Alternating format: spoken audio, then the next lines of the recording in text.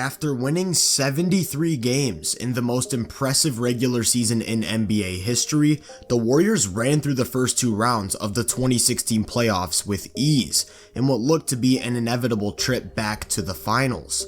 That was until they found themselves matched up with Westbrook, Durant, and the Oklahoma City Thunder, who were in the midst of a pretty dominant run of their own.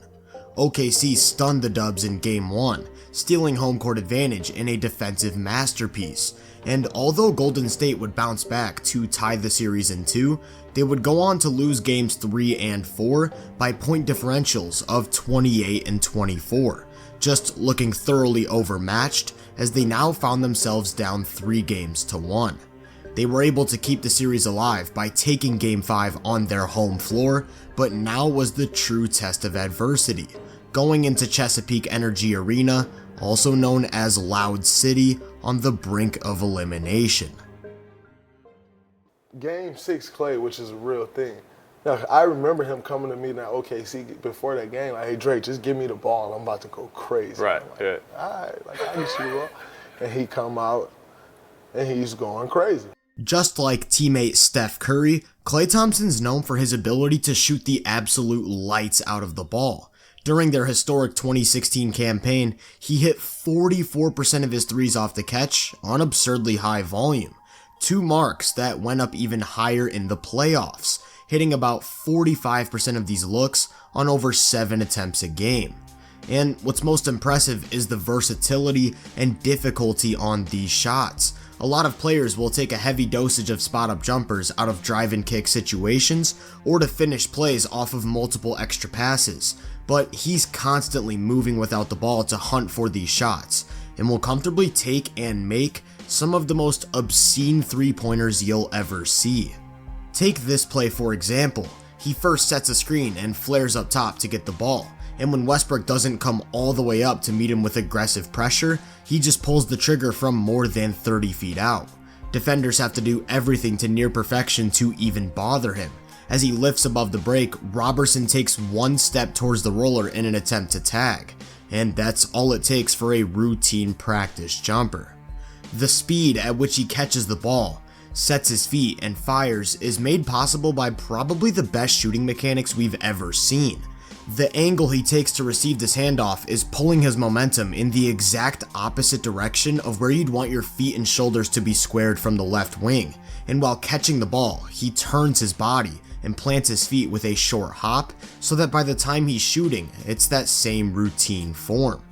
And because he's so effortlessly able to get into his motion and square up regardless of where or how he's moving, it allows him to get a large volume of shots up without any traditional self-creation, which is why you'll see performances like his 60 points despite only dribbling the ball 11 times. Here Golden State goes to one of their traditional split actions, and although Robertson and Westbrook make a pretty seamless switch that doesn't result in any apparent advantage, in just milliseconds Klay's already into the peak of his shot, with Russ having no chance at a proper contest.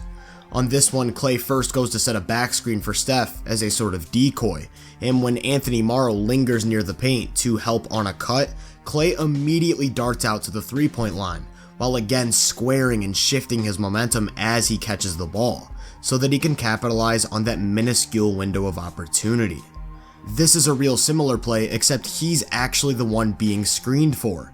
Durant wastes no time on the switch and uses his 7'5" wingspan to get a hand right in the grill, but to Klay Thompson it's like he was never even there. That ability to set his feet and lock into motion almost like a sort of super robot makes him absolutely lethal in transition or when moving at high speeds. As Steph gets into the defense and pulls added attention to the ball, there's nobody to step in front of a trailing Klay, as he trots his way into an automatic 3 points. And I just want to say that losing him, whether it's in the open floor or in the half court, is essentially a death sentence for the opposing defense.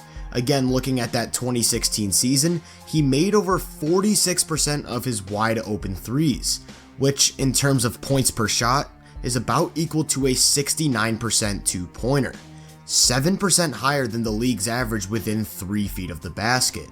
Giving Klay a clean look from deep is similar to giving up a layup, And even when a transition defense makes an effort to find him and effectively close out, sometimes it just doesn't matter, and you're left shaking your head. Closing out and not giving up the jumper is only the first part of defending this version of Klay though. He was also a really quick decision maker off the catch and a legit threat to score inside the paint. The Warriors space the floor in a way so that when Klay gets the ball off a screen, he has an entire side to work with. Ibaka closes out to his left hip, and he waits for the feet to get planted before attacking with a drive right, using his off shoulder to create some separation on a finish down low. Here it is again, coming off a screen moving to his left that Durant chases him over, which gives him room to quickly attack downhill, going over the top of a smaller Westbrook for 2 points at the cup. Thompson was taking almost 4 shots at the rim every 75 possessions during this time, which is more than double what he's attempting now. This was a legit dimension to his scoring arsenal that defenses had to respect, which made closing out on his game beyond the arc that much more difficult. He also did this through his use of flybys and shot fakes to set up cleaner looks. Off of an inbound, he threatens the moving three, which sends Steven Adams into the air, sidestepping his way into a wide open triple. Here's another one where he doesn't have a great look immediately after coming off a screen and just uses one dribble to create space with a sidestep to his left. Adams is unable to close the gap, and 3 more points are on the board. This time as Steph attacks in isolation, Klay quickly relocates by dropping to the corner for an easy passing angle, and he uses one of those quick fakes, but Waiters doesn't bite.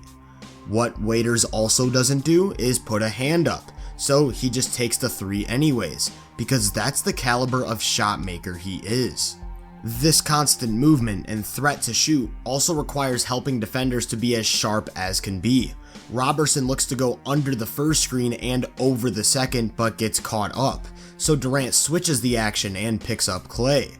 But by going over the second screen, Robertson gave Draymond an angle to slip down the lane, where a quick extra pass results in an open dunk. Sometimes it can be real subtle, but effective in the grand scheme of things. As Steph relocates, Klay instinctively knows to cut into a screen so that he can create spacing. And of course, Curry's pretty capable of capitalizing on small windows of opportunity himself. The story of this Game 6 though was all Klay Thompson. His 11 3-pointers were, at the time, the most ever in a playoff game. And it's not like he was just launching anything he could get his hands on, hitting at an efficient 61.1% clip. He would finish the game with 41 points on over 64% true shooting.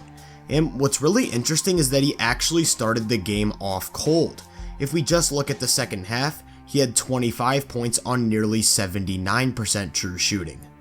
Actually, if we break the performance down by quarter, the true explosion came in the fourth, scoring 19 points as he hit 5 triples for an absolutely absurd 96.2% true shooting. Behind this complete masterpiece, the Warriors were able to close out an extremely competitive match, setting up a Game 7 on their home floor to reach the NBA Finals, and forever creating the legend of Game 6 Klay. If you enjoyed this breakdown, make sure to drop a like, subscribe, and turn my post notifications on to be first on more content. If you're interested in my more in-depth research, make sure to check out my website and social media profiles. You can find those links in the description. Feel free to let me know down in the comments what you thought of this performance from Klay. As always, I hope you all have a great day, and I'll catch you guys in the next one.